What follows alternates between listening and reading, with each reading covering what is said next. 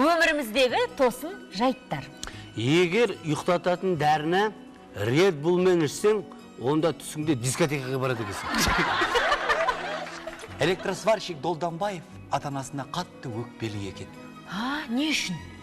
Көререм, сенің атыңды электросварщик деп қойса. Ғалымдардың соңғы тапқан жаңалығы бойынша, егер ауыз мұрныңды жауып, дыбысыңды шығармай түс көрсең, шашың тезірек әрі қалыңырақ болып өседі екен. Айтпақшы, әріптестер, әлемде ең жылдам жүгіретін аң гепард көрінеді.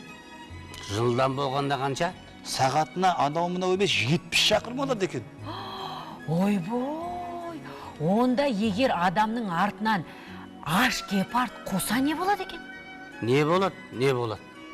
Ондай болса, скорысың 180 болады. Онда ертең Сочиге баратындарымызды гепард қосып дайындау керек десең?